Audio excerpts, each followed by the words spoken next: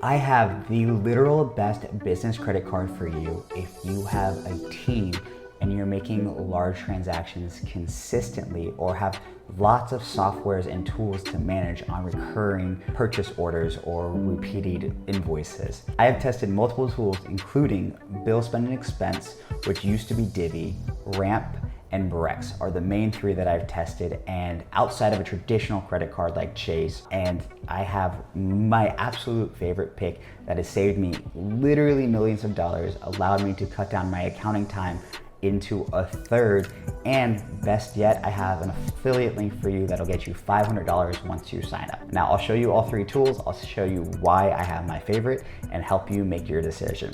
Now, I'm gonna just tell you what my favorite is because I think it's significantly better for one purpose, and now we're focused on credit cards here. And that's gonna be what was Divvy, now Bill Spend and Expense. And it's my favorite for one specific reason. It does credit cards, budgeting, and freezes better than any of the other tools I've used, and allows you to scale teams easily internally. So here is Bill Spend and Expense. It is actually a free tool that allows you to get a credit card. You do not need to do a credit check to get it. You just link it to your bank account and it'll give you, basically based on how much cash flow you have coming in and out, it'll give you a credit limit, which you can get increased over time as you have more trust. It does provide points, but what I like about it, and I'll log right in and show you our dashboard, is it allows you to make virtual credit cards for everything you have, set that to a budget, and then if someone tries to charge more, it'll automatically turn off. Or if you have a pesky subscription that you're getting trouble canceling, all you have to do is freeze the card and they can no longer charge it, and you don't have to worry about going through a whole bunch of loops. They might follow up with you and you say, hey, no, I canceled. So it's really easy to use, and I do think it's the best infrastructure when it comes to specifically the credit card game.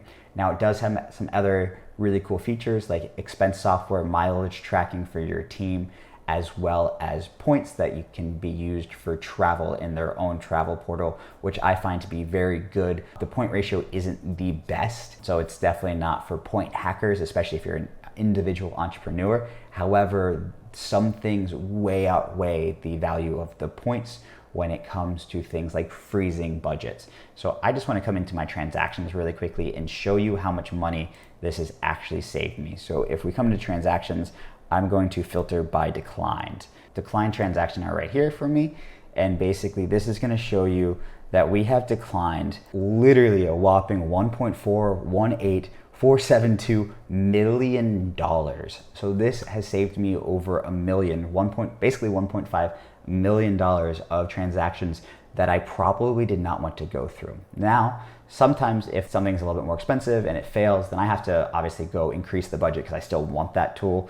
But it gives me a notification, which is super powerful and allows things that you don't want to continue to stop immediately. So that's what I really like about this. I'm not gonna go too deep into the tool past that, except to say that you get budgets. Budgets work really well. Basically, you set how much your marketing team can spend on a project, and then they have virtual cards inside of that. So I can assign that budget to maybe my marketing manager, who can then bring in his team, and each team member can have their own micro budget if needed for things like expenses, lunches, software. But then as an admin, I can see and control all of those expenses, and it saves me so much time and so much money.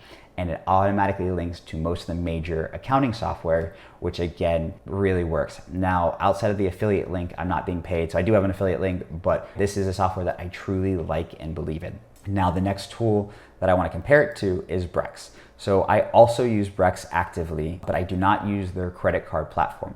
What I like about Brex is they do virtual banking the same way that basically Divvy or Bill Spend and Expense does virtual credit cards. So with them, they have basically, you can create, I think, up to 8 or 9 accounts. So you can have your operating account, you can have client payment account, so you're only giving ACH out to one account. And then what we do is we auto sweep that client payment account. So anywhere we send out our ACH, we actually auto sweep that account every single night so that there's no money in there. So if someone's trying to steal, they literally don't get any money. We have that operating account, which is where we pay people out of, which again, no one sees those routing information. So what we're doing is we're adding layers of protection.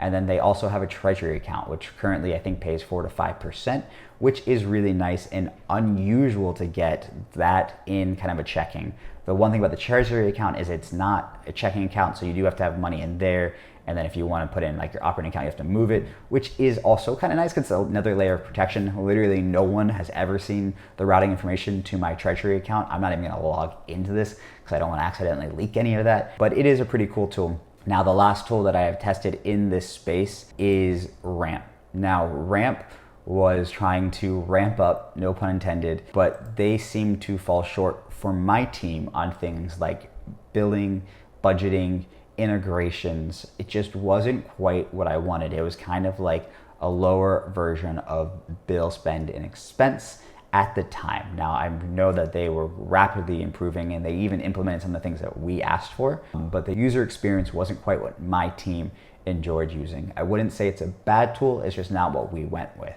Now, I hope that this helps you. Again, I really think that if I was going to pick two here, obviously it's going to be Bill and Brex, depending on how much cash you have in an account. We do also use Bank of America and Chase, of course, as traditional accounts. They hold more of our money, but a lot of that operating stuff where things are being moved in and out is in Brex, or in our credit cards are in Bill. And then I do have traditional credit cards as well, depending on maybe a larger purchase. Maybe I want to use the Amex because they have better dispute management occasionally on something that I'm a little concerned about, things like that. Anyways, if you like videos like this, please make sure to subscribe. I do have those affiliate links down below. I probably have one for all three.